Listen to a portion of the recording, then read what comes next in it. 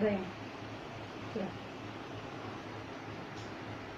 Baik, saya akan teruskan. Masalah audio lagi ya. Oke, saya akan teruskan. Jadi sekarang kita akan masuk mengenai pengertian atau definisi tentang istilah pertama, yaitu al-qalb. Yang disebut dengan hati, al-qalb, pengertian secara harafiahnya adalah ada dua pengertian. Pertama adalah yang disebut dengan hati adalah al-lahmu as-sanawbari syakl, ya, daging yang bentuknya seperti pohon pinus yang letaknya di bagian kiri dari dada kita, ya. Sanaubar itu artinya adalah pohon pinus. Wahwa al-qalb, lahmun adalah daging maksusun yang spesifik. Wafi batini, dan di dalam bagian dalamnya, di dalam batinnya, dalam bagian dalamnya, tajwifun, ada lobang, ada cavity, ya, lobang. Wa fi dzalika tajwifi, dan di dalam lobang itu damun aswadu, ada darah aswadu yang hitam. Huwa, yang darah hitam itu adalah, atau lobang itu adalah mamba'ur ruhi, menjadi sumber dari roh manusia, wa ma'dinuhu, dan sumbernya, atau ma'din dan mamba artinya sama. Jadi hati adalah bagian organ dalam tubuh manusia yang terletak di bagian kiri dada kita, dan di dalam organ itu ada cavity, ada lubang, dan di dalam lubang itu ada darah hitam, dan lubang itu adalah sumber dari roh atau nyawa kita, ya. Kita tidak tahu apakah pengertian seperti ini yang ditulis oleh Imam Ghazali ini sesuai dengan ilmu anatomi modern atau tidak. Saya tidak tahu, tetapi ini adalah keterangan yang diberikan oleh Imam Ghazali sesuai dengan pengetahuan anatomi tubuh yang ada pada zamannya. Kalaupun misalnya sekarang ada pengetahuan baru yang berbeda, tentu kita akan bisa memperkaya pengertian ini dengan pengertian yang sesuai dengan perkembangan sains yang baru. Tetapi inilah keterangan yang dituliskan oleh Imam Ghazali sesuai dengan perkembangan anatomi tubuh yang ada pada zamannya.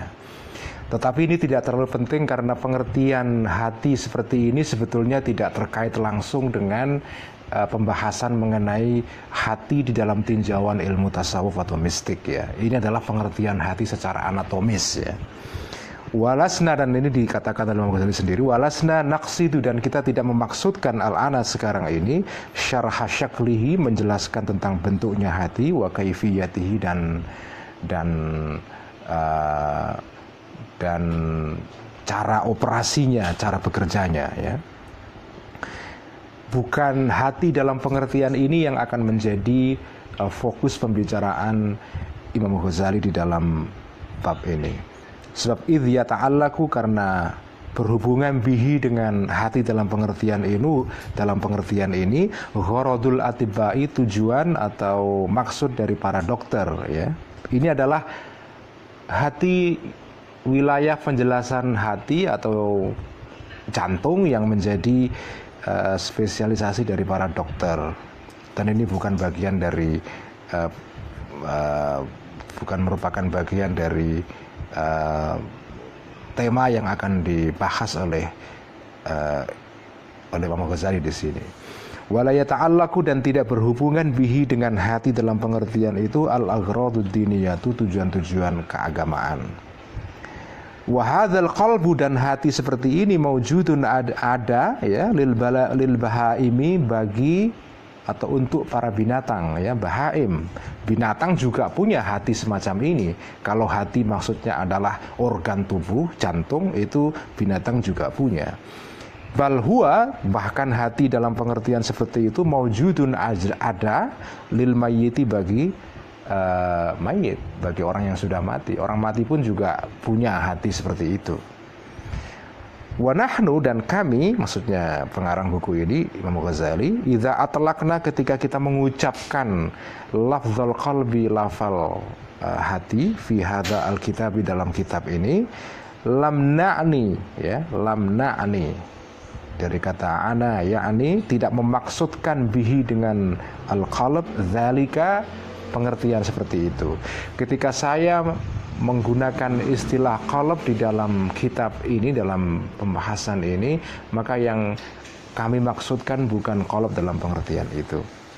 Fa innahu, karena qalb dalam pengertian itu qita'atul lahmin, hanya potongan daging, la qadra, yang tidak ada nilainya, lahu, bagi lahm, bagi daging semacam itu. Wa huwa min alamil mulki wasyahadati, dan qalb semacam itu adalah bagian dari alamil mulk, alam lahir, alam kerajaan lahir, ya, wasyahadati, dan alam tampak. Hati dalam pengertian organ tubuh semacam ini adalah bagian dari alamul mulki wasyahadah. Berbeda dengan alamul malakut, ada dua jenis alam seperti kita bahas kemarin, ada alamul al-mulki wasyahada, alam yang tampak. Hati dalam pengertian organ tubuh bagian dari alam semacam ini. Ada hati dalam pengertian bagian tubuh yang memungkinkan manusia untuk berkomunikasi dengan Tuhan. Itu adalah bagian dari alamul malakut, alam kerajaan Tuhan.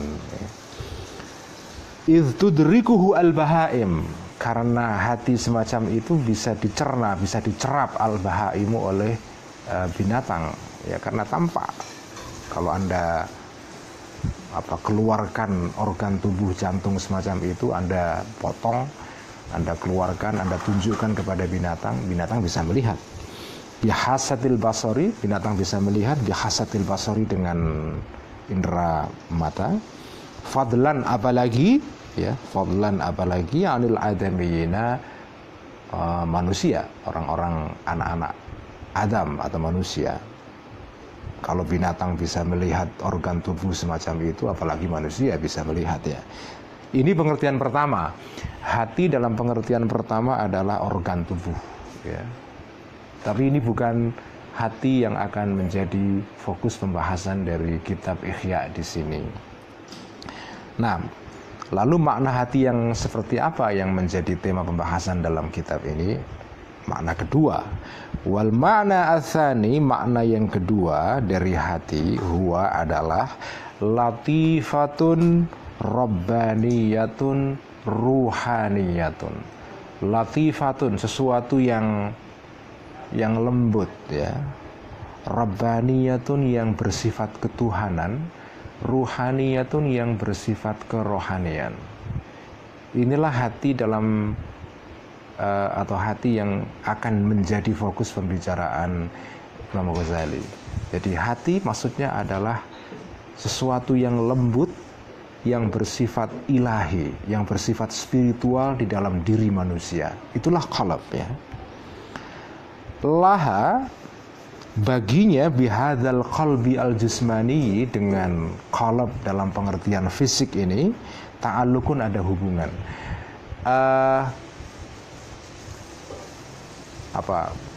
Latifah atau kapasitas mental yang halus semacam itu, yang bersifat ilahi itu, ada kaitannya dengan hati dalam pengertian fisik itu, ada, ya. Tetapi dia sesuatu yang terpisah, meskipun ada kaitan dengan hati dalam pengertian fisik jantung tadi itu, tetapi dia terpisah, ya. Watilkal latifatu, dan sesuatu yang lembut tadi itu, hiya hakikatul insani, adalah merupakan hakikat manusia. Jadi hati dalam pengertian latifah, rabbaniyah, ruhaniyah tadi, itulah esensi manusia pada dasarnya. Wahua, dan qalb dalam pengertian itu, hati dalam pengertian tadi itu, al-alimu adalah al-mudriku, adalah organ atau bagian tubuh manusia yang bisa mencerap, ya, yang bisa melakukan aktivitas yang disebut dengan dalam bahasa Inggris cognition, itu al-mudrik ya. Idrak, dari kata idrak artinya cognition. Kemampuan untuk bisa memahami sesuatu. Itulah hati dalam pengertian tadi itu. Hati dalam pengertian latifah, rabbaniyah, ruhaniyah. Sesuatu yang lembut, yang bersifat ketuhanan, bersifat rohaniyah. Itulah hati yang punya kemampuan cognition, kemampuan untuk bisa mengetahui, idrak. Al-alimu yang mengetahui, yang dia bisa punya kemampuan untuk tahu. Al-arifu yang bisa mengerti ya. Jadi hati dalam pengertian tadi itu dia punya 3 kapasitas mental. Pertama adalah dia punya kapasitas idrak, cognition, tahu. Kapasitas ilm, mengetahui. Al-arifu, kemampuan untuk memahami, kemampuan untuk ma'rifah ya. Minal insan, dari manusia. Itulah hati dalam pengertian latifah, rabbaniyah, ruhaniyah itu. Inilah esensi manusia ya. Hati dalam pengertian semacam itu dialah merupakan esensi dari kemanusiaan kita.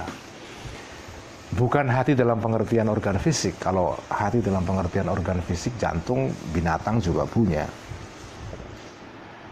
Tetapi hati dalam pengertian latifah, rabbaniyah, ruhaniyah itu hanya ada pada manusia. Karena itu merupakan esensi dari kemanusiaan pada dasarnya. Wahua, dan hati yang semacam ini tadi, al-mukhatabu, adalah yang merupakan objek atau sasaran dari khitab, dari firman Tuhan ya. Al-mukhatabu yang menjadi sasaran khitab atau firman Tuhan.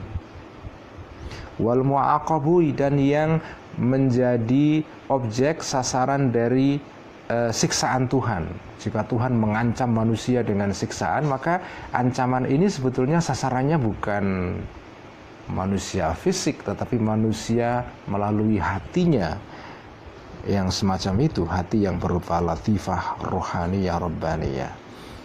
Wal mu'atabu, dan sasaran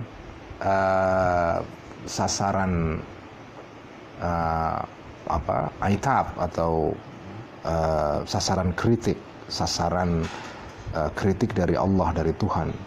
Wal mutalabu, dan menjadi sasaran tuntutan untuk melakukan kewajiban keagamaan. Jadi hati dalam pengertian latifah tadi, sesuatu yang halus itu, itulah yang menjadi objek sasaran tanggung jawab moral sebagai manusia.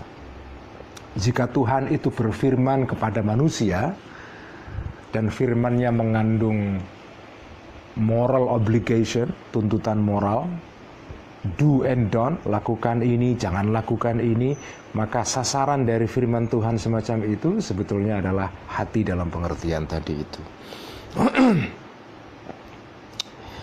Walaha alaqatun, dan bagi latifah, bagi hati yang tadi itu, alaqatun, ada hubungan ma'al qalbil jusmani, dengan hati yang bersifat fisik ya. Tadi saya katakan hati yang bersifat kemampuan lembut tadi itu ada hubungannya dengan hati fisik, hati dalam pengertian jantung. Tetapi sebagai kemampuan mental dia terpisah ya. Wa qad tahayyarat, dan sesungguh-sungguh bingung, sungguh-sungguh tidak mampu, uqulu aktsaril khalqi, akal sebagian besar orang-orang, fi idraki wajhi alaqati, di dalam memahami aspek hubungannya. Jadi banyak orang yang tidak tahu bagaimana ada hubungan antara organ fisik berupa jantung dengan kemampuan mental semacam tadi itu, kemampuan untuk tahu, untuk memahami, untuk mengetahui.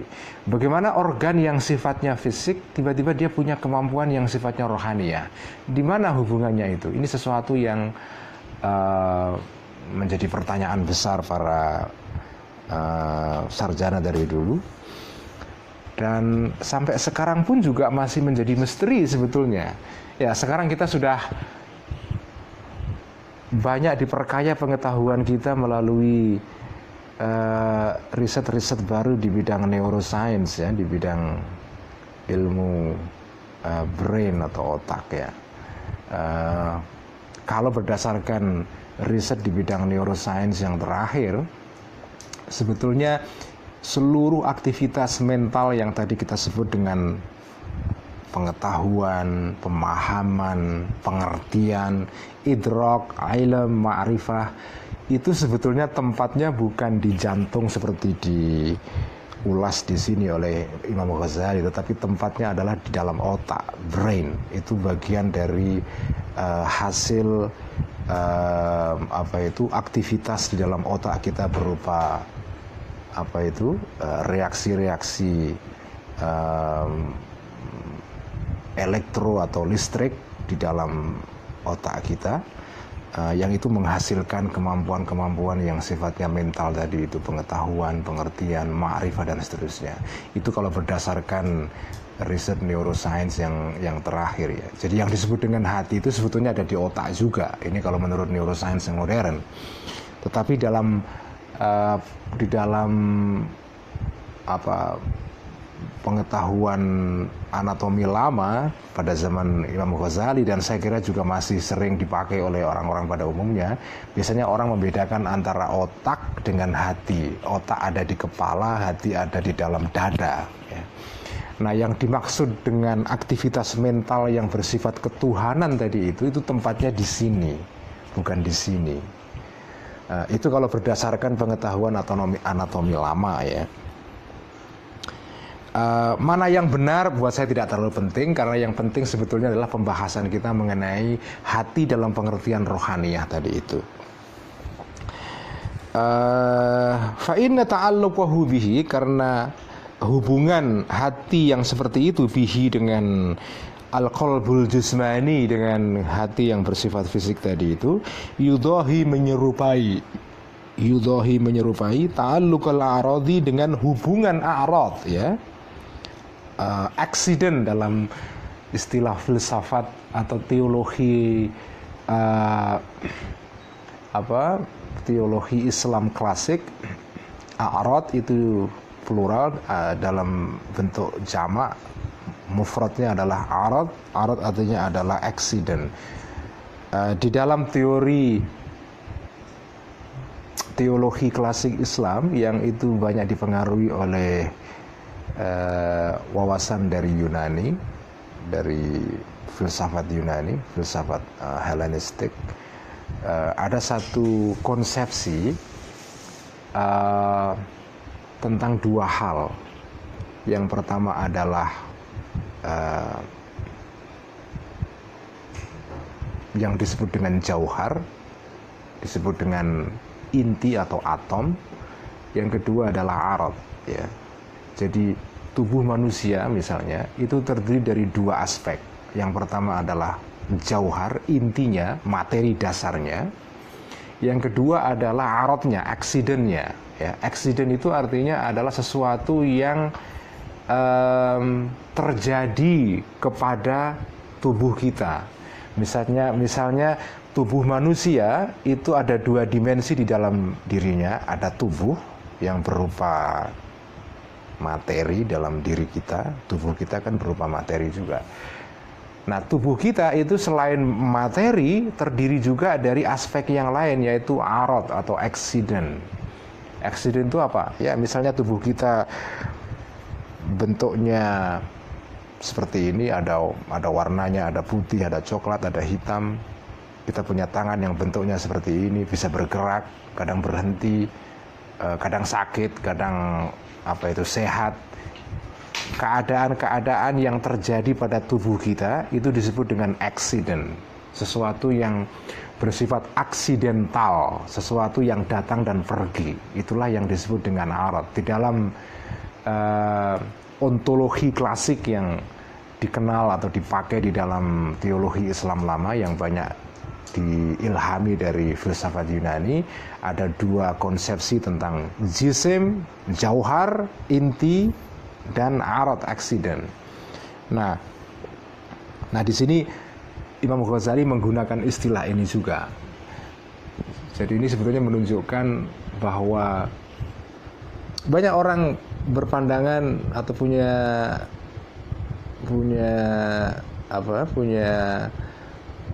punya pengertian kesan bahwa Imam Ghazali itu seringkali dipandang sebagai orang yang banyak bertanggung jawab membunuh filsafat di dalam dunia Islam.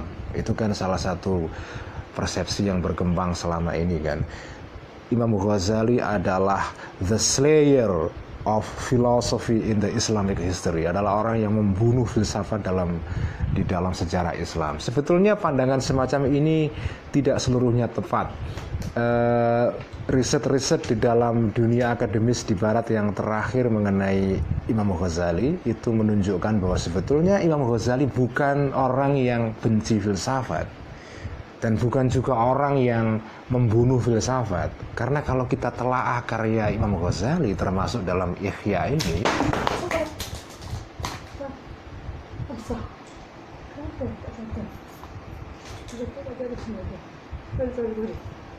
mohon maaf ada accident baru saja. Pas dulu ya.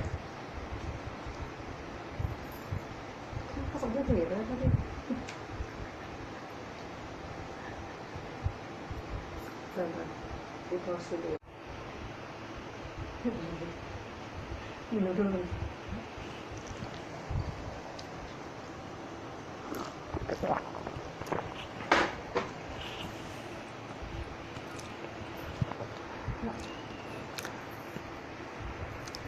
Baik, saya akan teruskan. Ada aksiden kecil tadi, mohon maaf.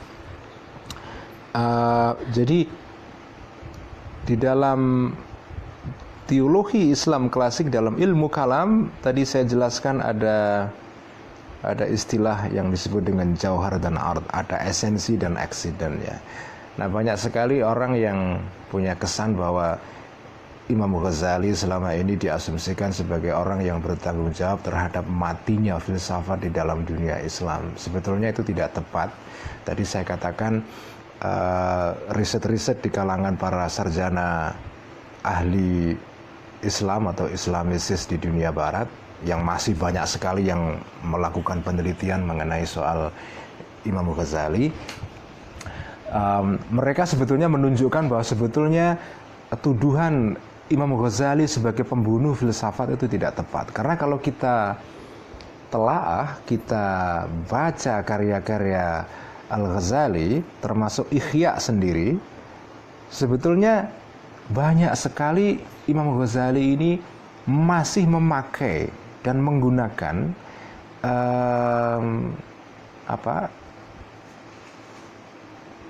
menggunakan teori, wawasan, epistemologi yang dipakai oleh para filosof Islam sebetulnya. Dengan kata lain, pengaruh filsafat di dalam diri Imam Ghazali melalui tokoh-tokoh seperti Ibnu Sina dan Al-Farabi itu masih besar sekali.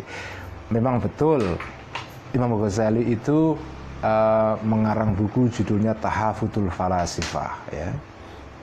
Kerancuan para filosof, The Incoherence of the Philosophers. Tetapi buku ini tidak bisa dipakai sebagai satu argumen bahwa Al-Ghazali itu membenci filsafat secara keseluruhan. Karena kalau kita telaah buku-bukunya sendiri, bahkan buku yang ditulis setelah Tahafutul Falasifah, termasuk Ihya sendiri, buku yang kita baca sekarang ini, kitab Ihya itu ditulis jauh setelah Tahafutul Falasifah. Karena Tahafutul Falasifah, kitab yang berisi kritik atas filsafat, itu ditulis oleh Imam Ghazali waktu beliau masih mengajar di Baghdad. Kita tahu, ini sedikit kita melenceng sebentar ya, berbicara mengenai sejarah hidup Imam Ghazali. Kita tahu Imam Ghazali itu orang yang pernah mencapai puncak karir akademis yang paling tinggi sekali. Beliau menjadi semacam rektor atau profesor kepala di Madrasah Nizamiyah di Baghdad, suatu universitas yang didirikan oleh Perdana Menteri Nizamul Muluk di Baghdad. Madrasah ini didirikan sebagai lembaga pendidikan yang diberikan tugas untuk menyebarkan ideologi Sunni di dunia Islam ketika itu, karena pada saat itu ada persaingan yang sangat keras sekali antara ideologi Sunni dengan ideologi Syiah Ismailiyah. Ya. Kita tahu pada saat Al-Ghazali masih hidup dan mengajar di Baghdad, itu ada dinasti lain di luar dinasti Abbasiyah di Mesir, yaitu dinasti Fatimiyah yang ideologinya adalah Syiah Ismailiyah. Nah, antara dua daulah ini, dua negara ini bersaing keras sekali. Ada persaingan yang luar biasa keras antara dinasti Abbasiyah yang berpusat di Baghdad, di mana Al-Ghazali ketika itu hidup, dan negara Syiah Ismailiyah yang berpusat di Mesir. Ya. Nah, Madrasah Nizamiyah didirikan oleh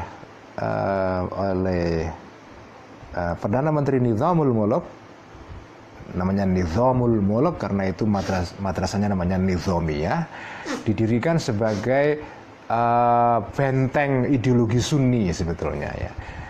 Imam Ghazali dijadikan atau menjadi seorang profesor kepala di sana dan sangat dihormati.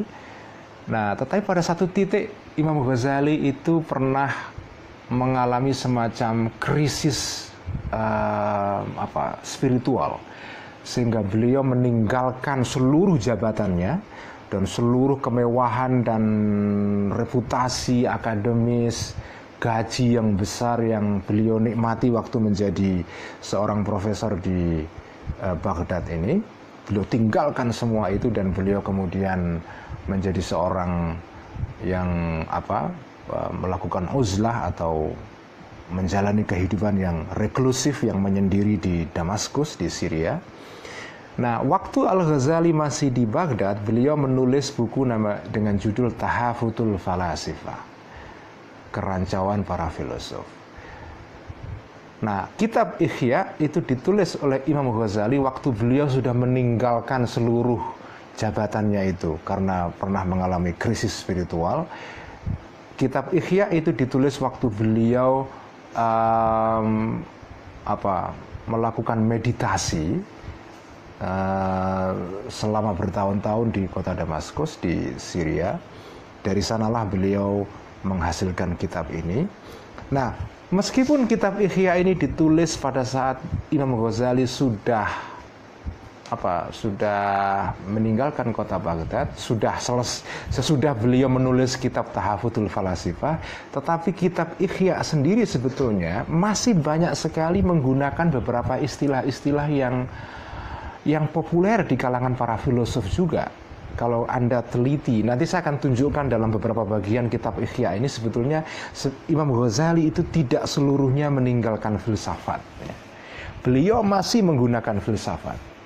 Memang beliau punya kritik yang keras di dalam aspek-aspek tertentu di dalam filsafat yang dikembangkan oleh orang-orang seperti Ibnu Sina dan Al-Farabi, tetapi filsafat sebagai suatu bidang akademis, sebagai pendekatan, sebagai satu genre di dalam dunia pemikiran, beliau tidak tinggalkan sama sekali.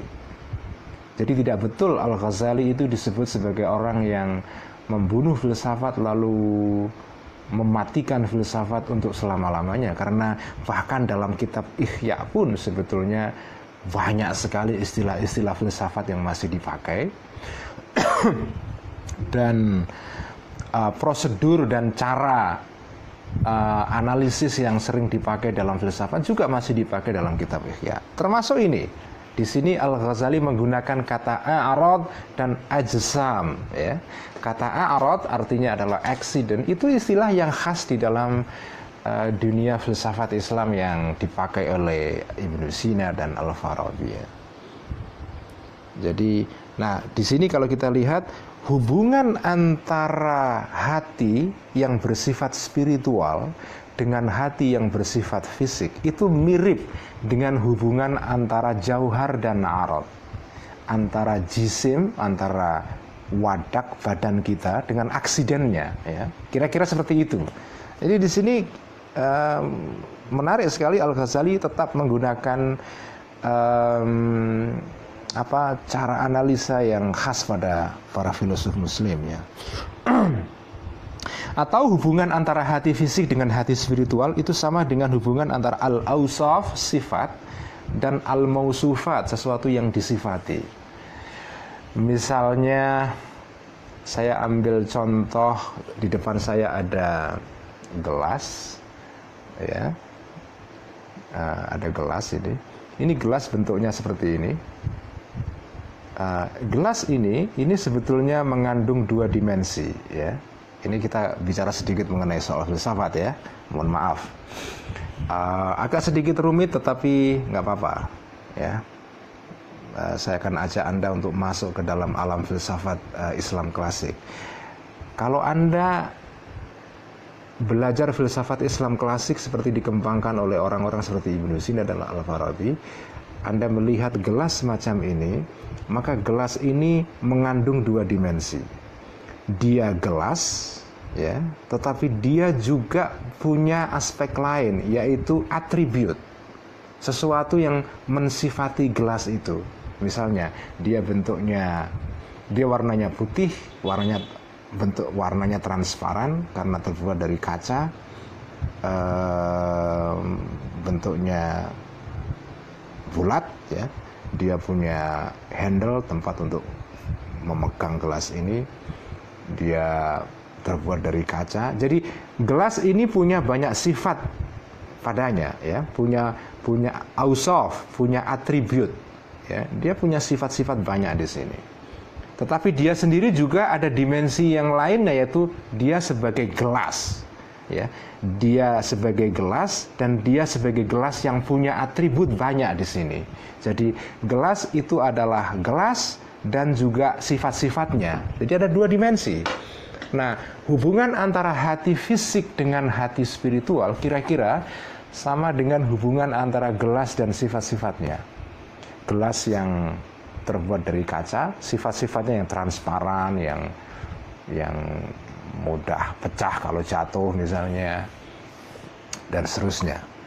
Jadi ada sifat, ada mausuf, ada jisim, ada arad, ada esensi, ada accident.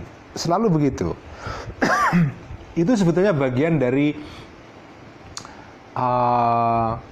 pengetahuan tentang ontologi tradisional yang mungkin sumbernya dari Yunani sana dan masih dipakai oleh Al-Ghazali di sini. Jadi ini untuk menunjukkan bahwa sebetulnya tidak betul Al-Ghazali itu membenci filsafat, karena kitab Ihya sendiri yang merupakan kitab yang seringkali dianggap sebagai kitab tasawuf ya, banyak juga menggunakan istilah-istilah, cara analisa, prosedur berpikir yang khas di dalam filsafat Islam.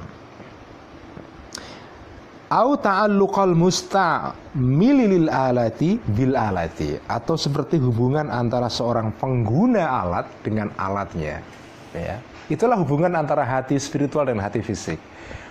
Manusia sebagai operator dan alat yang dioperasikan manusia. Jadi ketika Anda mengoperasikan misalnya handphone, hubungan Anda dengan handphone yang Anda operasikan, seperti itulah kira-kira hubungan antara hati spiritual dengan hati fisik. Au ta'alluqal mutamakkini bil makani, atau seperti hubungan antara al-mutamakkin, orang yang diam di sebuah tempat, bil makani, dengan tempatnya. Saya ini disebut dengan mutamakkin, orang yang duduk di sebuah tempat, kursi. Al-makan dan tempat saya duduk yaitu kursi. Jadi hubungan antara hati spiritual dengan hati fisik kira-kira sama dengan hubungan saya sebagai orang yang duduk dengan kursi yang saya duduki. Kira-kira begitu. Kursi itu adalah hati fisik. Saya sebagai orang yang duduk di atas kursi itu adalah hati yang spiritual tadi itu.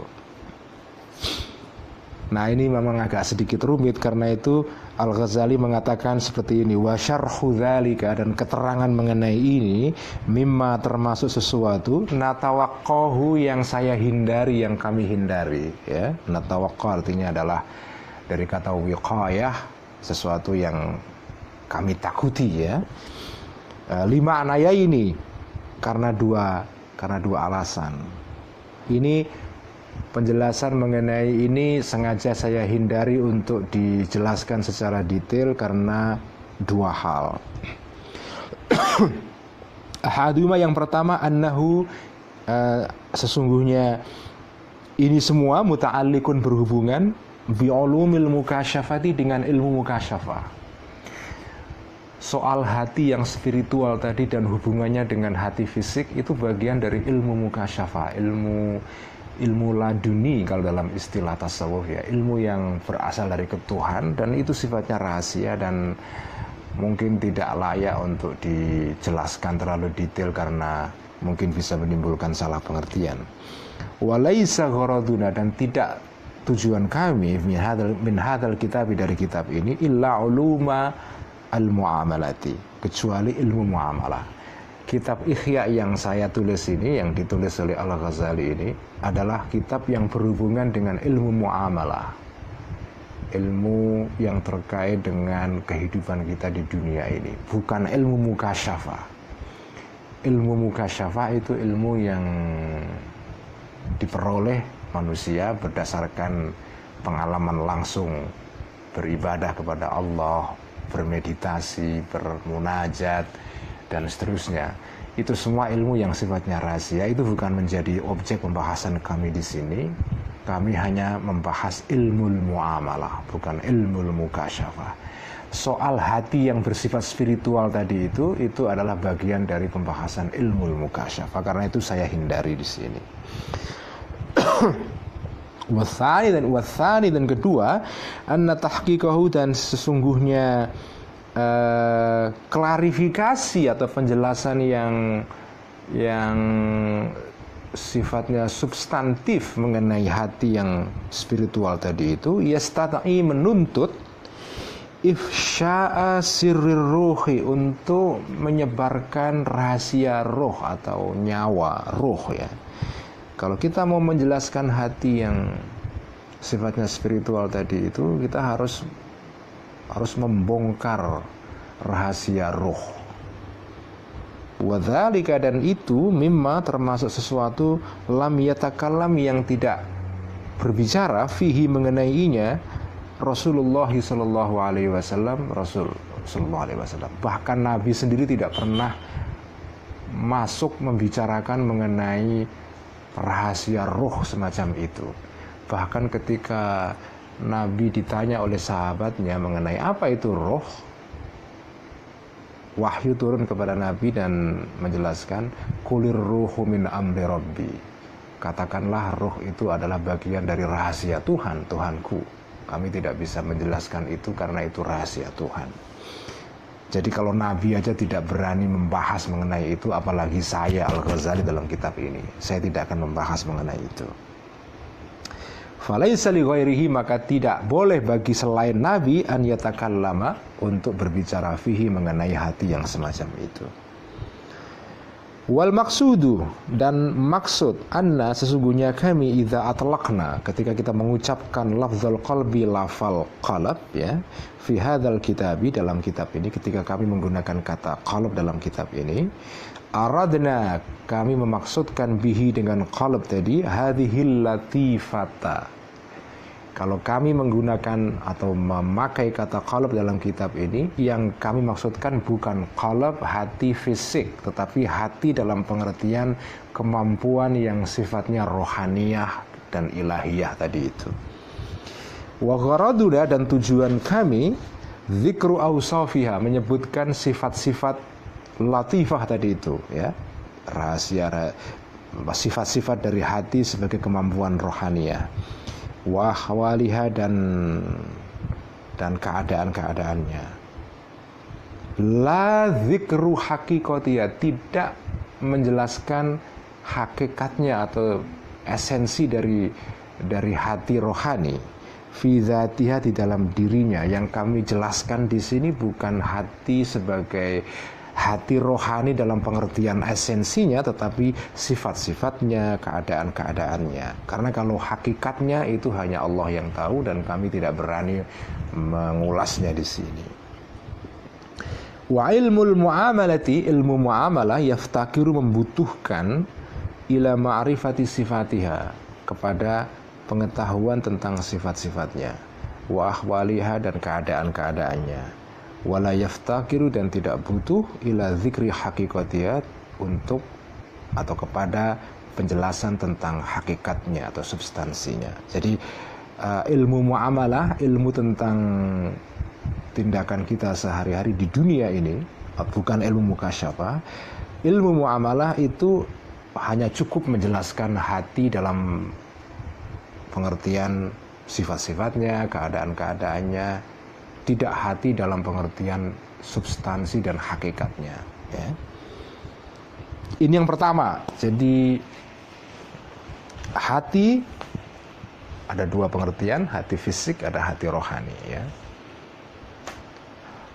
Kalau Anda agak cermat mengikuti penjelasan Al-Ghazali ini, ini menarik sekali. Pertama,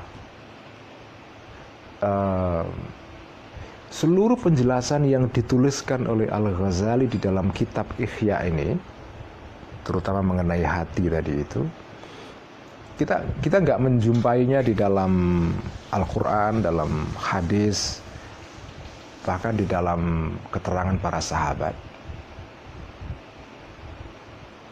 Lalu dari mana Al-Ghazali mendapatkan keterangan semacam ini? Dari mana dia bisa mendefinisikan hati ada dua, hati rohani, hati jasmani itu? Dari mana keterangan semacam ini muncul sebetulnya? Nah, di sini saya sengaja menarik perhatian Anda kepada aspek ini untuk menunjukkan bahwa pengetahuan Islam, ya, yang ditulis oleh para ulama seperti Al-Ghazali ini, itu berkembang secara dinamis. Ini pengetahuan yang kita nggak temukan itu dalam hadis, dalam Quran juga tidak ada. Dalam Quran tidak ada penjelasan mengenai hati rohani, hati jasmani. Hadis pun juga tidak menyebutkan ada hati rohani, ada hati jasmani. Para sahabat juga tidak menjelaskan itu. Nah, Al-Ghazali mendapatkan keterangan ini dari mana?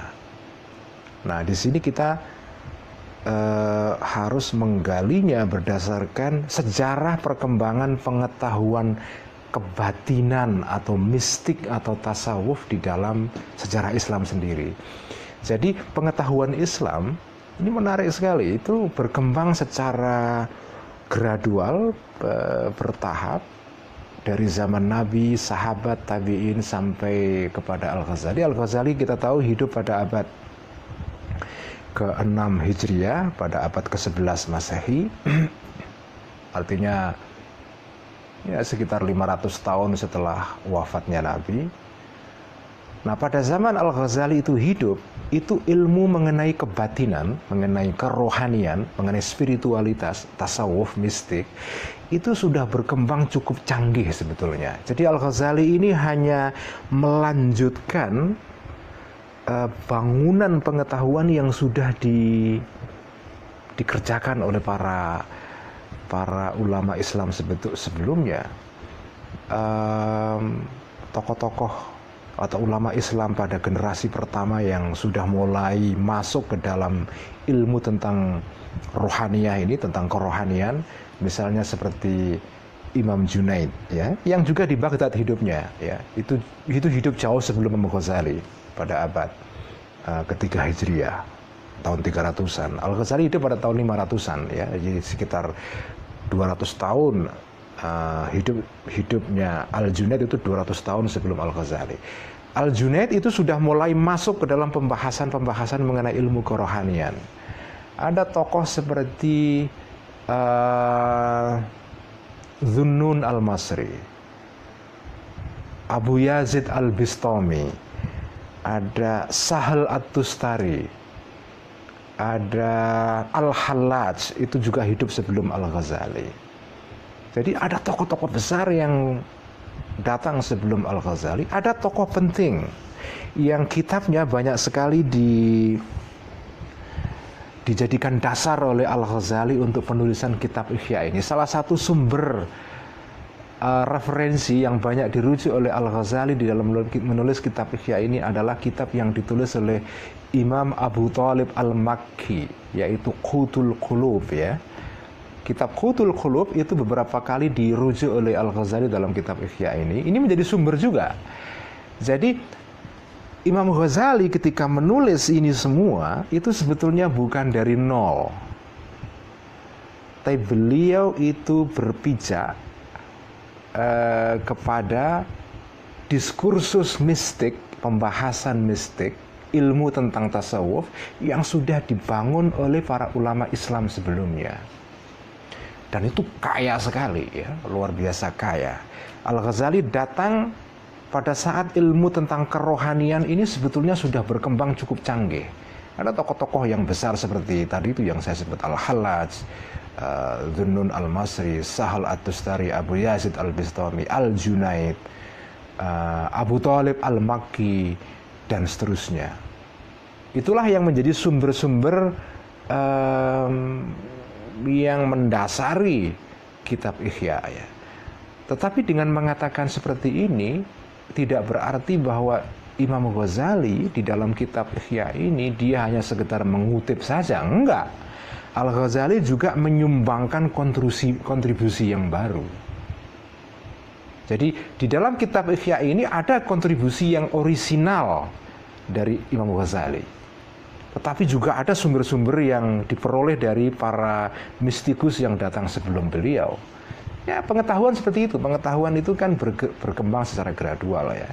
Al-Ghazali itu bertunjang kepada kepada punggung para the big giant before him ya, kepada para raksasa-raksasa yang datang sebelum beliau.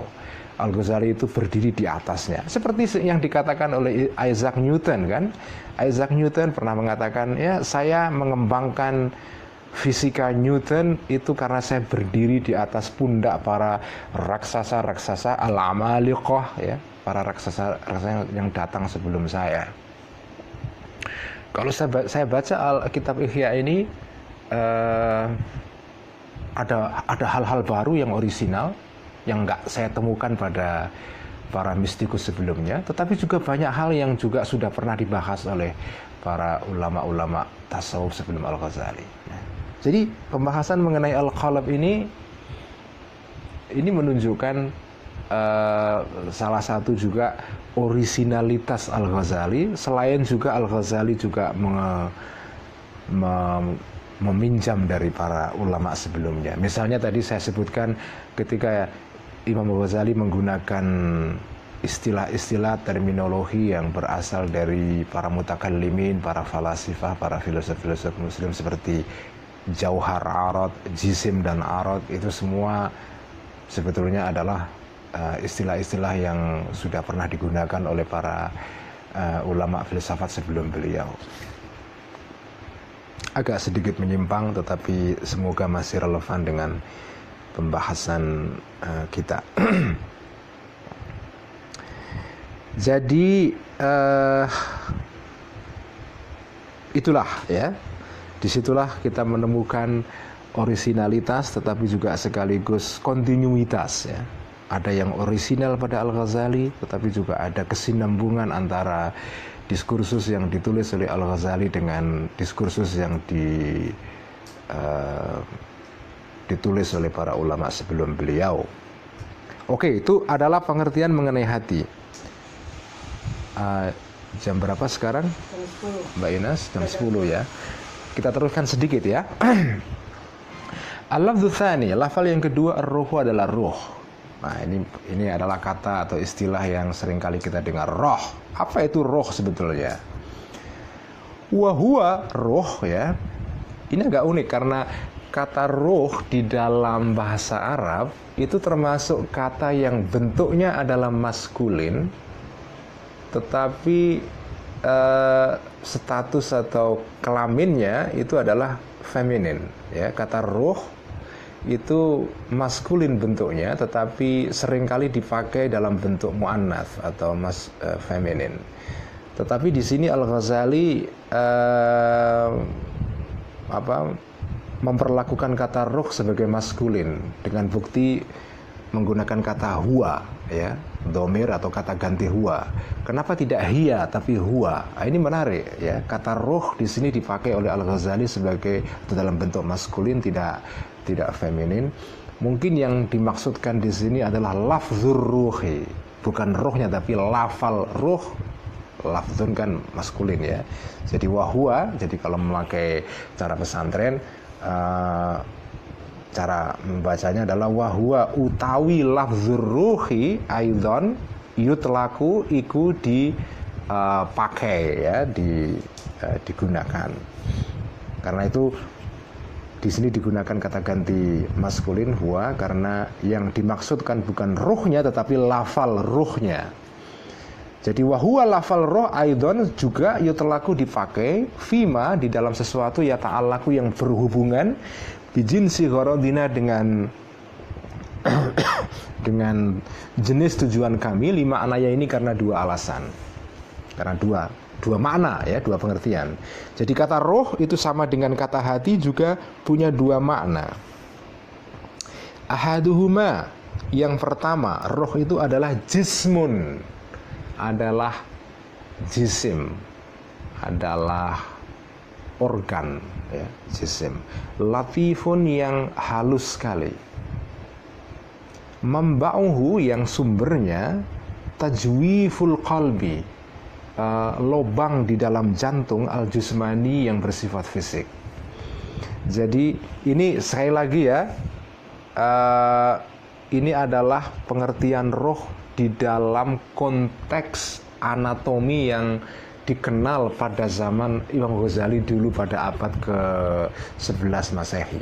Jadi pada saat itu yang disebut roh itu adalah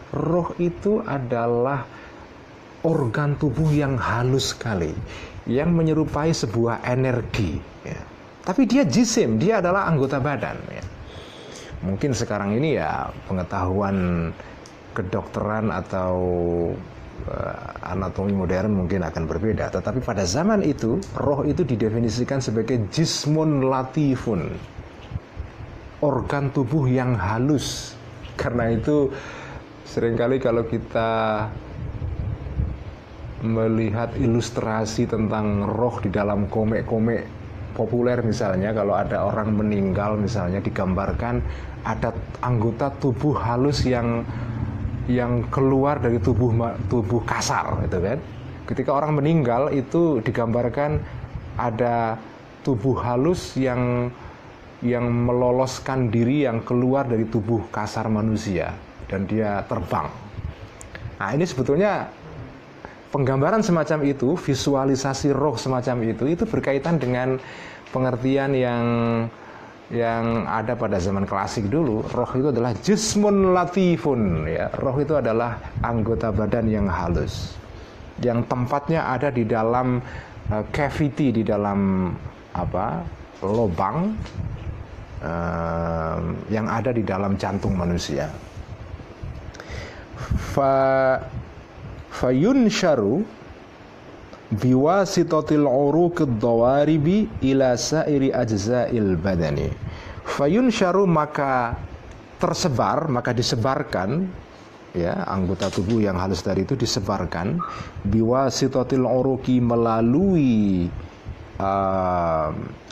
saraf-saraf ad-dawaribi yang bercabang-cabang, tersebar ila sairi ajza'il badani, di dalam seluruh anggota tubuh. Jadi roh itu adalah semacam organ halus yang sumbernya ada pada jantung, kemudian melalui saraf, melalui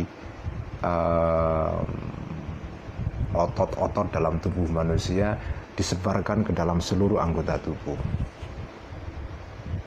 Ya, mungkin semacam darah kalau dalam anatomi yang kita kenal sekarang. Roh itu semacam energi yang timbul karena ada oksigen yang disebarkan melalui darah kita, yang dipompakan melalui jantung, kira-kira gitu kan. Ya, itulah yang disebut dengan roh dalam pengertian roh fisik, ya. Itu pengertian roh yang pertama. Simpson katanya.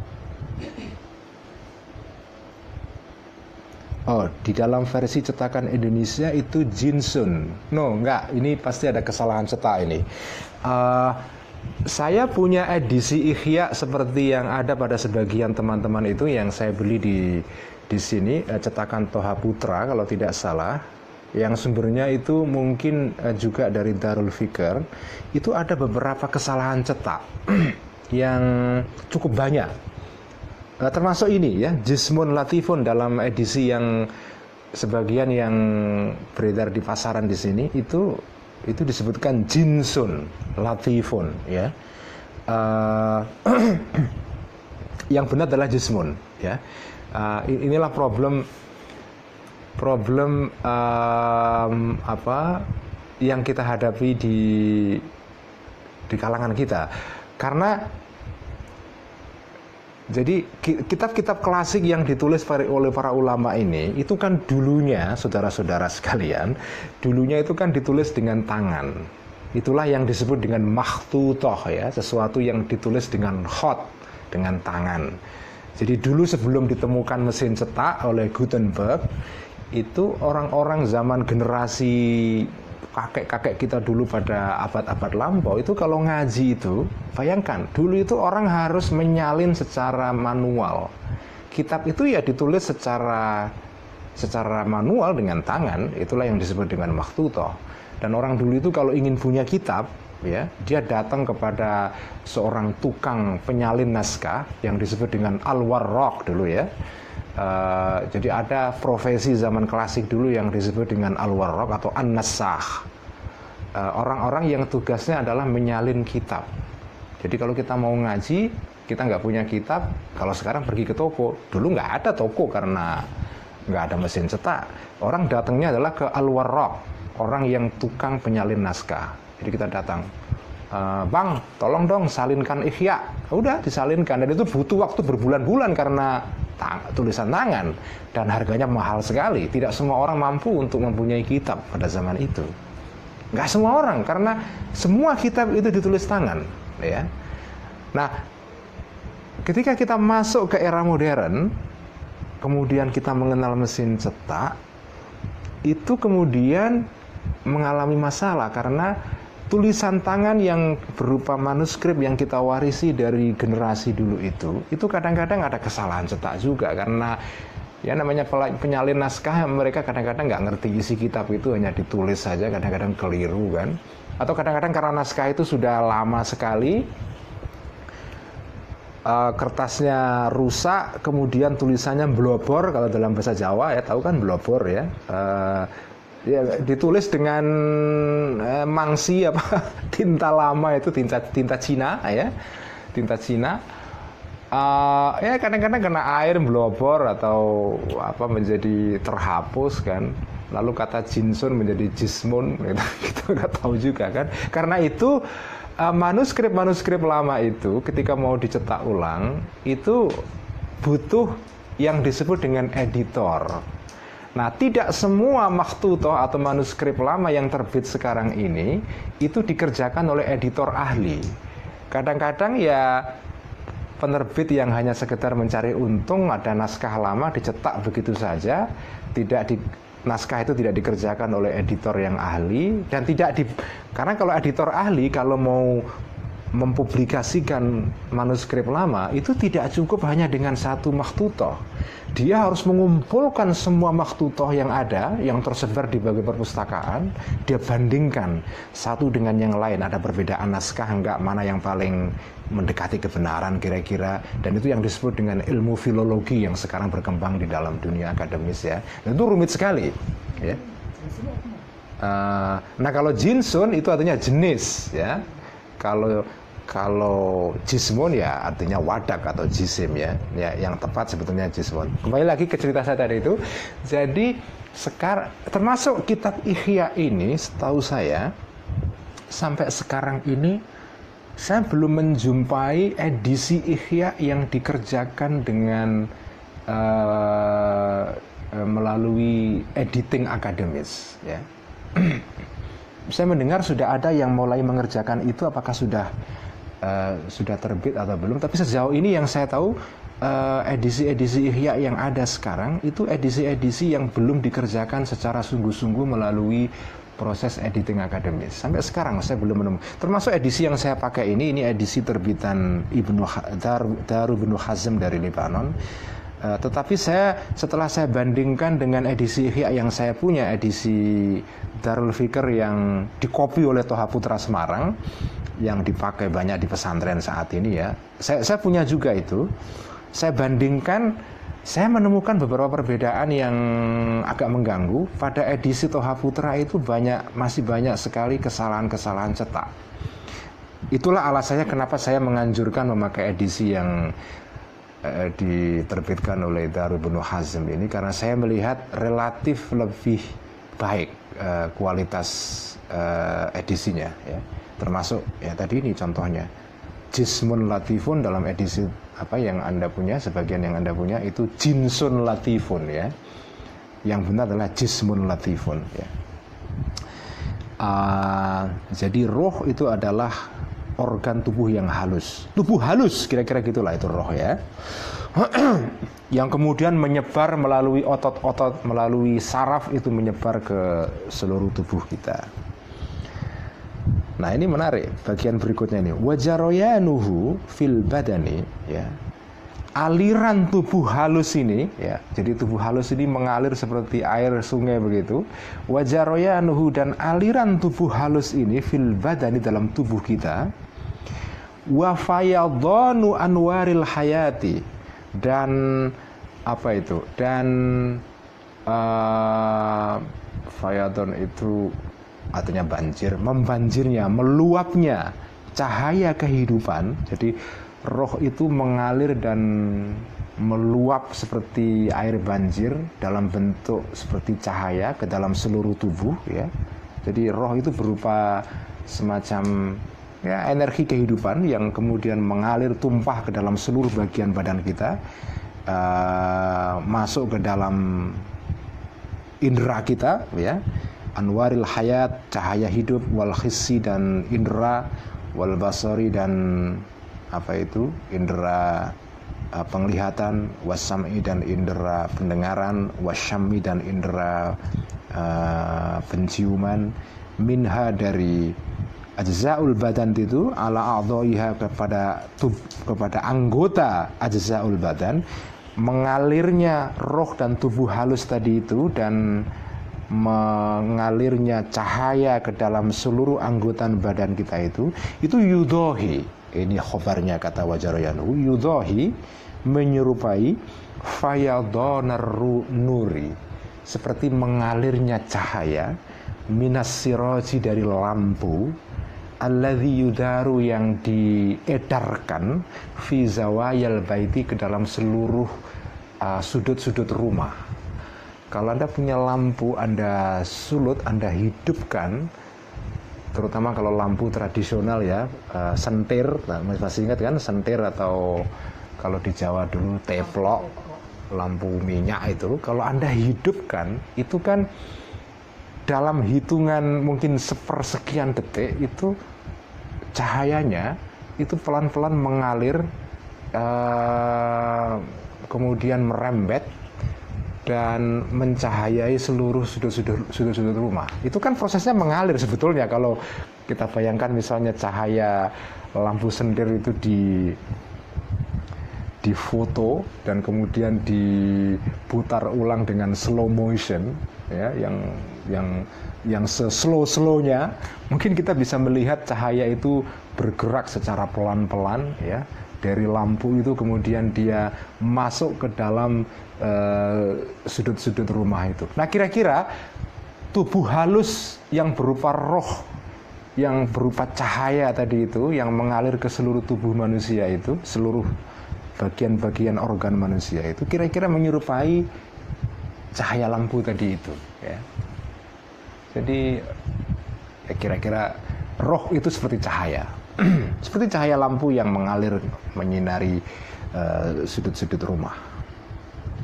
Fa innahu la yantahi, karena sesungguhnya apa itu siraj ya, innahu, domir dalam innahu kembalinya kepada siraj. Fa innahu, karena siraj la yantahi, tidak sampai ila juz'in, kepada bagian minal baiti, dari rumah, illa wayastaniru, kecuali menjadi bersinar juz'ul bait tadi itu, bihi, dengan siraj tadi itu. Karena cahaya tadi itu, cahaya lampu itu, ketika dia sampai kepada sudut rumah, maka sudut itu menjadi bercahaya. Sama ketika tubuh halus berupa roh tadi itu mengalir, kemudian masuk ke dalam salah satu organ tubuh manusia itu, organ tubuh itu menjadi hidup, bergerak gitu. Sama dengan bersinarnya sudut rumah karena dialiri cahaya lampu. Wal hayatu, dan kehidupan, misaluha, perumpamaan kehidupan itu adalah an-nuru, cahaya, al-hasilu, yang terjadi fil khitoni, di dalam tembok. Kata khiton itu plural, jamak, bentuk mufradnya adalah haitun ya, tembok. Haitun, khitonun. Bentuk jamak yang agak sedikit kurang apa itu kurang lazim ya. Haitun khiton. Jadi kehidupan itu, atau hidup, nyawa itu kira-kira adalah perumpamaannya, analoginya adalah sama dengan cahaya yang mengaliri tembok, dan kemudian ketika tembok itu kena cahaya, dia bersinar, dia menjadi terang, dia bisa menjadi kelihatan, kita bisa lihat itu. Jadi itulah perumpamaan dari hidup ya, hayah. Waruhu, dan roh, misaluha, perumpamaannya. Nah di sini kata roh misaluha menggunakan domir feminin ya, tidak misaluhu tapi misaluha. Tapi di atas tadi wahua, ya kan? Nah, karena memang ada perbedaan di sini. Kalau di sini misaluha, kenapa ha? Karena yang dirujuk adalah kata ruh. Kata ruh itu adalah muannas, feminin. Karena itu misaluha, tidak misaluhu. Sementara dalam kasus yang pertama tadi wahua, tidak wahia, karena yang dirujuk bukan kata ruhnya tapi lafzur ruhi, lafal ruhnya. Ini apa ya, dalam bahasa Arab itu bahasa yang gramatiknya sangat rumit sekali. Kalau Anda saya orang yang mencintai gramatik atau tata bahasa Arab, nahwu, shorof, saya suka sekali deh. Karena kalau Anda menyukai gramatik Arab, Anda dilatih untuk mengapresiasi bahasa sampai sedetail-detailnya. Bahasa Arab itu mengandung detail-detail yang menarik sekali, yang kalau ditelisik sampai ke detail-detailnya begitu, itu membuat Anda menjadi teliti sekali. Dan karena itu orang yang menguasai bahasa Arab atau yang semacamnya, atau bahasa-bahasa seperti bahasa Latin ya, yang rumitnya juga kurang lebih sama dengan bahasa Arab, Anda akan dilatih untuk mengapresiasi bahasa melalui detail-detailnya. Ya seperti ini, karena bahasa Indonesia tidak mengenal gender, ya kan? Bahasa Indonesia kita mengatakan dia itu ya laki-laki, perempuan sama. Tapi dalam bahasa Arab, dalam bahasa Latin, dalam bahasa Semitik, bahasa Perancis atau bahasa Spanyol, Itali, bahasa-bahasa yang sumbernya dari bahasa Latin itu mengenal gender, mengenal kelamin. Ada kelamin maskulin, feminin, ada muzakkar, ada muannats, ada mufrad, musanna, tasniyah, ada jamak. Dalam bahasa Indonesia nggak ada itu status jumlah. Ya, quantity itu tidak menentukan status kata secara gramatik ya. Anda mengatakan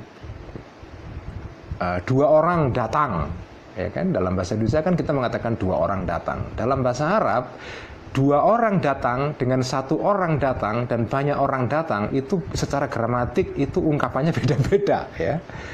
Kalau ja'a itu satu orang datang, satu orang laki-laki datang. Kalau dua orang laki-laki datang, ja'a ya. Kalau laki-laki banyak datang, ja'u. Tapi kalau perempuan yang datang, beda lagi ungkapannya. Ja'at, satu orang perempuan datang. Dua orang perempuan datang, ja'ata. Perempuan banyak datang, ji'na, ya. Dalam bahasa Indonesia semua sama. Perempuan satu, perempuan dua, perempuan banyak, laki-laki satu, laki-laki dua, laki-laki banyak datang, ya datang, semua datang. Tidak ada sofistikasi gramatik, ya, tidak ada kerumitan, kompleksitas gramatik dalam bahasa Indonesia. Karena itu, ya, bahasa Indonesia punya juga kompleksitasnya sendiri. Saya nggak mengingkari itu, tapi sepengamatan saya bahasa Indonesia itu kompleksitasnya itu jauh dibanding bahasa Arab atau bahasa Latin misalnya, ya. Karena itu kalau Anda hanya kenal bahasa Indonesia saja, Anda tidak mengerti perbandingan antara bahasa yang rumit secara gramatik dengan bahasa yang sederhana.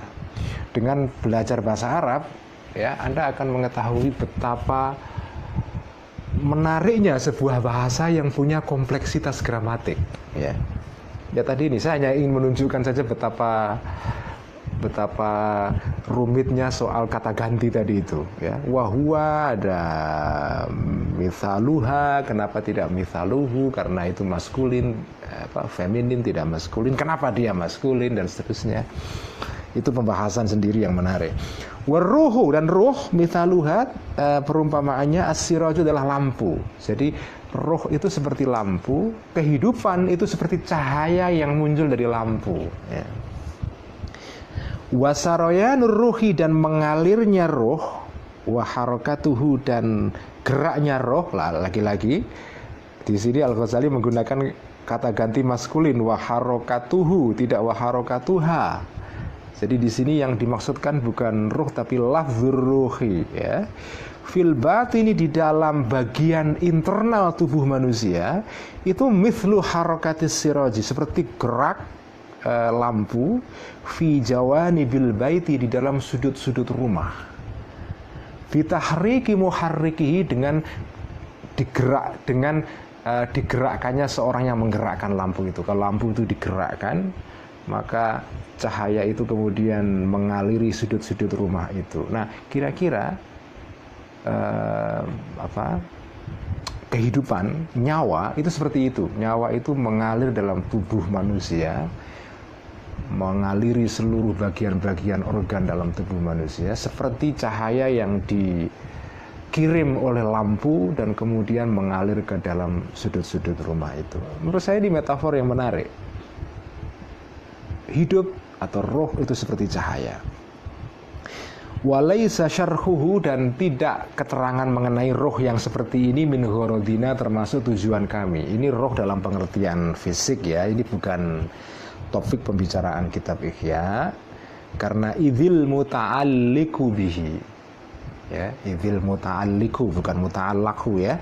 Idzil muta'alliqu, karena yang berhubungan bihi, dengan roh yang seperti itu gharadul atibba'i, tujuan para dokter, seorang ahli anatomi tubuh. Ini kalau roh yang dalam pengertian fisik semacam ini, roh berupa organ atau tubuh halus, itu bagian dari pembicaraan topik dari para ahli anatomi, para physician, ya, dokter.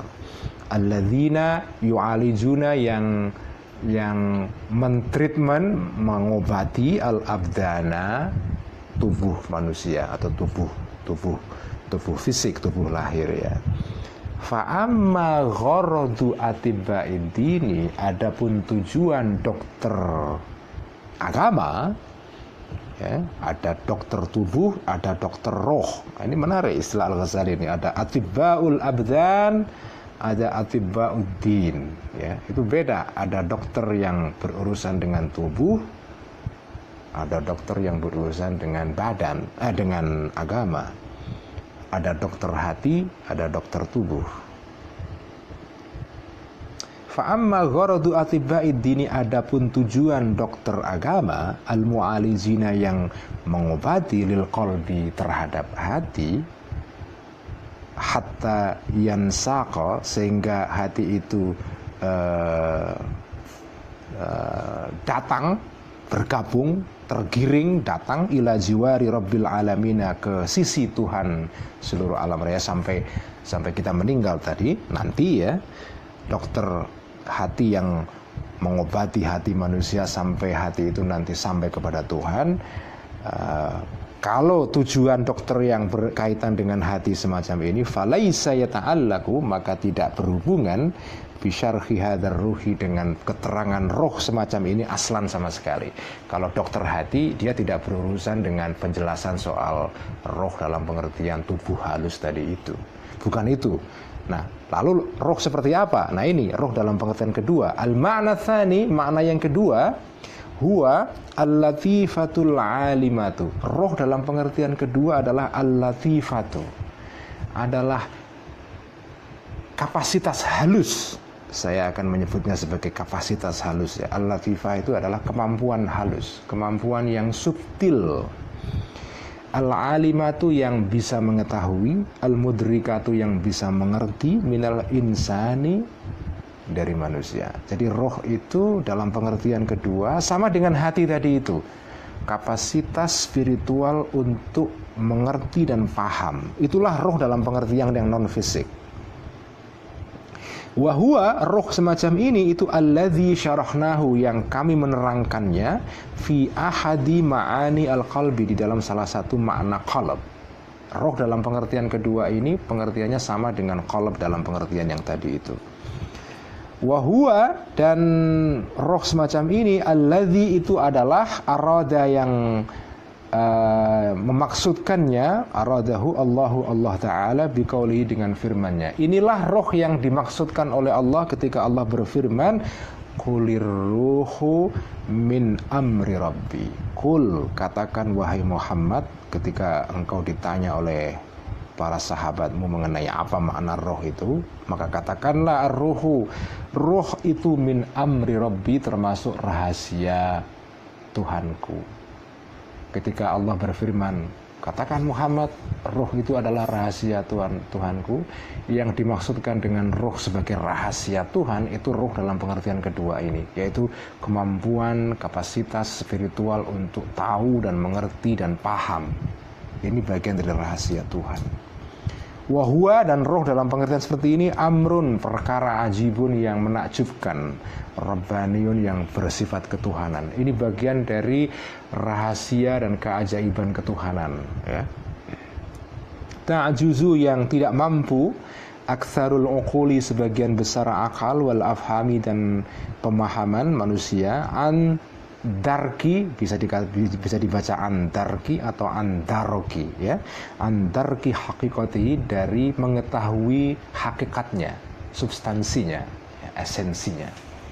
Roh dalam pengertian ini itu banyak orang yang tidak mampu untuk mengetahui substansinya dan hakikatnya, karena ini bagian dari rahasia Tuhan. Inilah pengertian roh ya. Jadi sama dengan hati, ada hati fisik, ada hati rohani, ada roh fisik, ada roh rohani. Jadi ada dua pengertian, ada hati zahir, ada hati batin. Ada roh yang zahir, ada roh yang batin. Ada dimensi eksoteris, ada dimensi esoteris. Ada dimensi lahiriah, ada dimensi batiniah. Dan kalau kita lihat pendekatan para ahli mistik selalu begitu, melihat semua hal itu di dalam kerangka yang bifurkatif ya, dua komponen, dua kompartemen. Batin ada zahir, ada batin. Ada hati fisik, ada hati rohani. Ada roh fisik, ada roh rohani. Ada roh sebagai tubuh halus, ada roh sebagai latifah rabbaniyah. Ya, inilah ada tafsir lahir, ada tafsir batin, ada tafsir yang eksoteris, yang tafsir yang ditulis oleh para ahli fikih misalnya atau ahli kalam, itu tafsir eksoteris. Tapi ada tafsir yang disebut dengan tafsir sufi, tafsir yang sifatnya mistik ya. Nah, orang-orang yang masuk di dalam ranah mistik dan sufi, biasanya mereka lebih masuk kepada atau ke dalam ranah batin ini, ranah kebatinan, kerohanian, spiritualitas ya. Dan ini sekaligus menunjukkan betapa tidak sederhananya urusan agama itu. Karena kita sekarang berhadapan dengan situasi di mana ada orang-orang yang cenderung melihat agama itu melulu dari aspek lahiriahnya saja. Nah, kalau kita lihat tradisi Islam dulu, tradisi Islam itu kaya sekali. Ada tradisi batin, ada tradisi lahir. Agama Islam itu ada aspek-aspek lahirnya, ada aspek-aspek batinnya itu. Nah, kalau kita hanya melihat Islam dari sudut lahirnya saja, itu menjadi sempit. Karena itu perlu diperluas dengan dimensi batin juga. Karena itu tasawuf itu sangat penting sekali.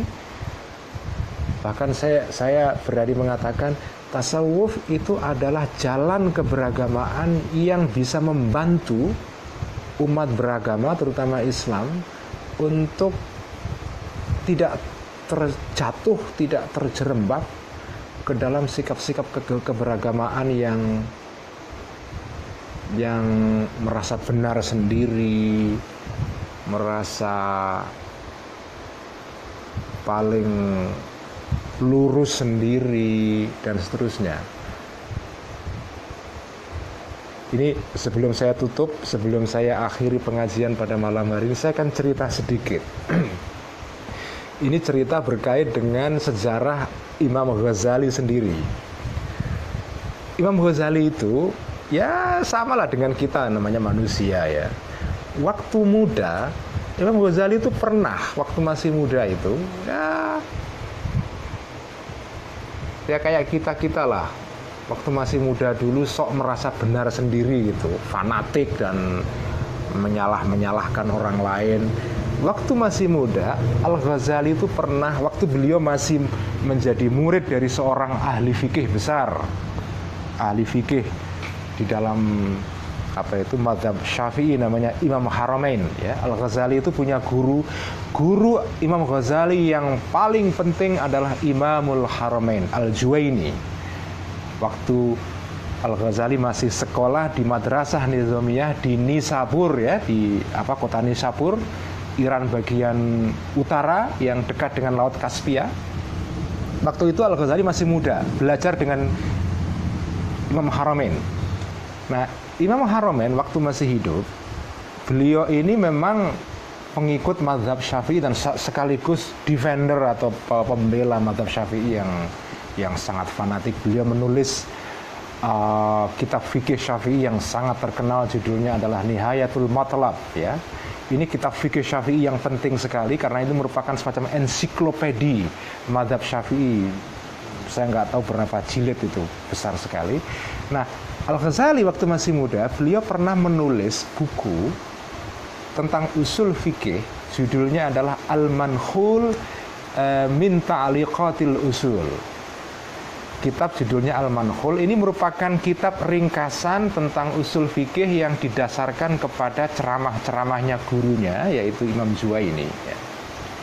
Nah, di dalam bagian bab di dalam kitab Al-Manhul, saya lupa, di dalam bab mengenai istihad kalau tidak salah, atau fatwa ya, Al-Ghazali itu menulis sesuatu yang isinya mengkritik mazhab Hanafi. Nah, kita tahu di dunia Islam bagian Khurasan ini, kota Khurasan di mana Al-Ghazali hidup, bagian Iran bagian utara di Khurasan. Pada saat itu mazhab fikih yang paling dominan itu adalah mazhab Hanafi. Dan penguasa saat itu yaitu penguasa Bani Saljuk. Bani Saljuk ini penguasa Islam yang berkuasa di daerah itu pada saat itu. Mereka juga pengikut mazhab Hanafi. Nah, waktu itu Imam Ghazali nulis sesuatu yang mengkritik mazhab Hanafi. Agak keras kritiknya itu, sampai di situ Imam Ghazali mengatakan Abu Hanifah itu pendiri mazhab Hanafi ya. Abu Hanifah itu pendapat-pendapatnya banyak yang kontradiktif, yang saling bertentangan satu dengan yang lain. Bahkan disebutkan Abu Hanifah itu orang yang sebetulnya belum sampai kepada level ijtihad ya. Yang ini sebetulnya hanya meneruskan pendapat gurunya, yaitu Imam Haramain. Imam Haramain sendiri, gurunya Imam Ghazali, itu pernah bermasalah dengan pendapatnya yang agak sedikit bias, agak keras mengkritik mazhab Hanafi, sehingga beliau itu terusir dari daerahnya. Jadi Imam Haramain itu pernah harus melarikan diri dari kota Nishabur dan pergi ke Makkah karena beliau ketakutan, karena dia mau diserang oleh para pengikut mazhab Hanafi, sehingga melarikan diri. Nah, Al-Ghazali muda di dalam kitab Al-Manhul itu menulis sesuatu yang isinya mengkritik mazhab Hanafi sama dengan gurunya. Sampai Al-Ghazali itu pernah dipanggil oleh Raja Bani Saljuk ketika itu anaknya Raja Bani Saljuk yang Malik Shah ya, anaknya, saya lupa namanya, dia dipanggil, ditanya, Anda benar nggak nulis sesuatu yang agak menyinggung mazhab Hanafi, karena ini banyak orang yang marah, bagaimana ini? Jadi Imam Ghazali ditanya mengenai itu karena tulisan beliau dalam kitab Al-Manhul itu. Nah, di dalam kitab Ihya dan di dalam buku-buku Al-Ghazali yang belakangan yang ditulis ketika beliau sudah agak sedikit tua ya, sudah mulai matang, itu agak beda nadanya. Al-Ghazali muda itu ada unsur fanatisme di dalam dirinya, fanatisme terhadap mazhab Syafi'i. Ketika sudah tua, beliau sudah mulai bisa meletakkan segala sesuatu secara proporsional. Dalam kitab Ihya sendiri beliau memuji juga mazhab Hanafi ya. Jadi beda nada di dalam kitab Ihya dengan nada di dalam kitab Al-Manhul. Al-Manhul itu Ghazali muda, Ihya itu Ghazali tua ya. Ghazali yang sudah masuk kepada ilmu batin ya. Nadanya lebih dewasa, lebih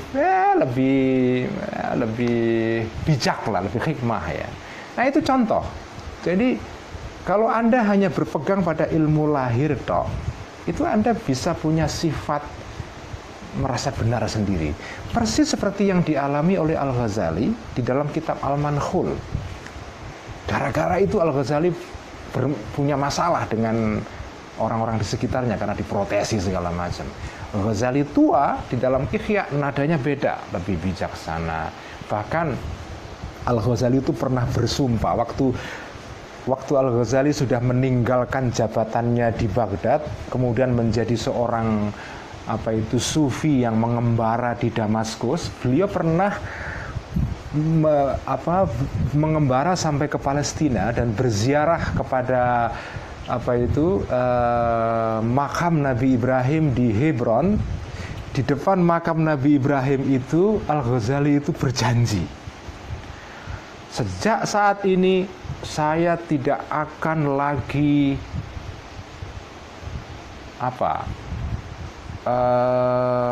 tidak lagi mau terlibat di dalam fanatisme madhab. Saya tidak mau lagi debat-debat seperti waktu dulu saya masih muda, karena debat itu kan isinya hanya kalau sekarang kalau debat itu isinya tweet war ya. Ya itu kan hanya adu ego saja sebetulnya kan. Apa sih orang yang dicari dengan tweet war itu atau debat itu selain ya beradu ego dan kebesaran diri saja sebetulnya kan. Nah, Ghazali berjanji di depan makam Nabi Ibrahim itu, mulai sekarang ini saya tidak mau lagi berdebat, saya tidak mau lagi terlibat di dalam debat antar mazhab, di dalam fanatisme yang berlebihan terhadap mazhab saya. Karena itu karya-karya Al-Ghazali tua itu isinya adalah selalu ingin meletakkan segala sesuatu pada proporsinya. Itu semua terjadi karena Al-Ghazali masuk kepada ilmu batin, seperti ditulis dalam kitab Ihya ini. Jadi betapa pentingnya beragama ini menyeimbangkan antara ilmu zahir dengan ilmu batin. Ilmu zahir tok tidak cukup, ilmu batin tok juga tidak cukup. Ini penting ya Anda perhatikan. Kalau Anda hanya berpegangan pada ilmu batin toh, melepaskan diri dari ilmu zahir, ilmu syariat, itu juga tidak bisa. Tidak bisa. Anda hanya kebatinan tok tanpa ilmu syariat, itu tidak bisa. Nggak bisa. Karena ilmu syariat itu ya kayak jalan. Anda mau pergi ke sebuah tempat,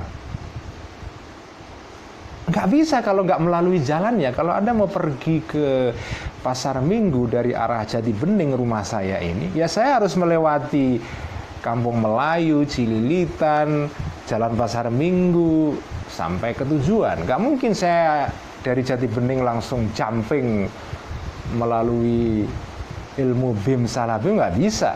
Ya saya harus naik kendaraan dulu, setapak demi setapak, turun dari halte ke halte sampai ke tujuan. Itulah namanya syariat. Ilmu batin itu tidak bisa dicapai kalau tidak menggunakan ilmu syariat.